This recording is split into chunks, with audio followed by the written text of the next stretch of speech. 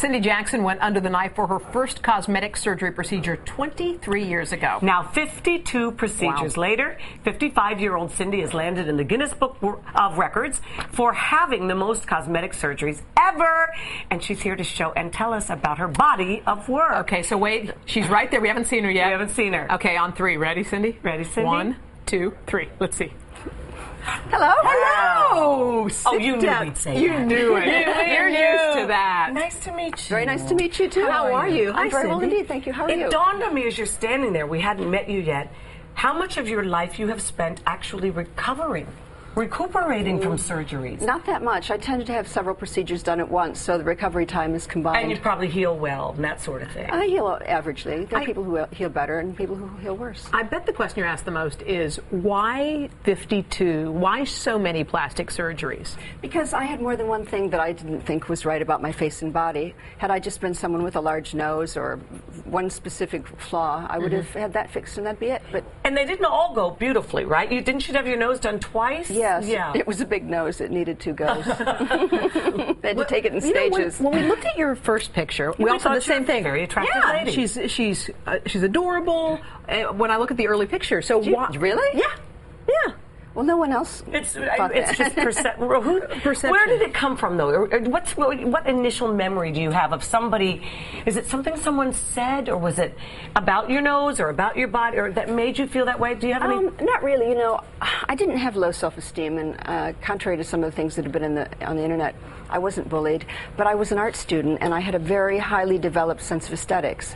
And once I learned the rules of classic proportion and what really is attractive about a face from an artistic point of view. According to Leonardo da Vinci. Yes, and Michelangelo, they made the rules many centuries ago, and we all have a template in our brains of what we consider attractive.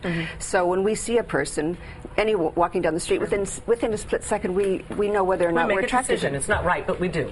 Well, it's very primal, so there's no right or wrong to evolution. And also reading one of these articles that talked about how you were not fond of your father and you thought you looked like him. And one of the things, and tell us if that's true or not, that you want to do was make sure you did not look like your dad Not really. anymore. The fact is, I did look like my father, but he was a man, so I didn't want to look like a man. Okay. What woman does. Now, let's not go there, No, Cindy. we won't go there, sorry. Now, a lot of people would say, I mean, because 52, if you do anything 52 times, it sounds like it's extreme. It sounds like it's kind of off the deep end. Or you're a perfectionist, Hoda. Yeah, It was over 23 years. Yeah.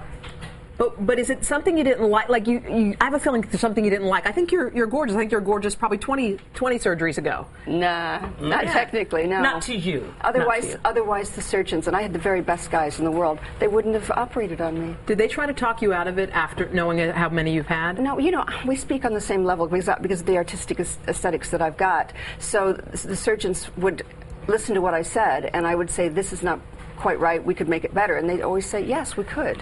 What do men think of the new you? Well, men are very visually orientated. So I tend to get a lot of male attention, and that's great.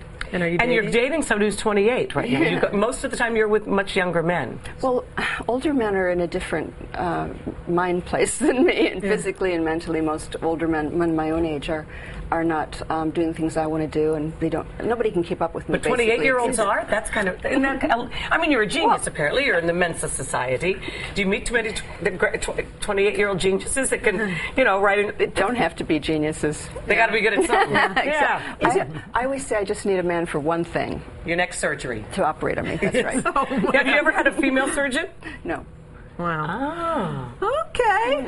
Well, we're happy to meet you. Nice to meet you. Thank you for coming to see us. We really appreciate it. All righty.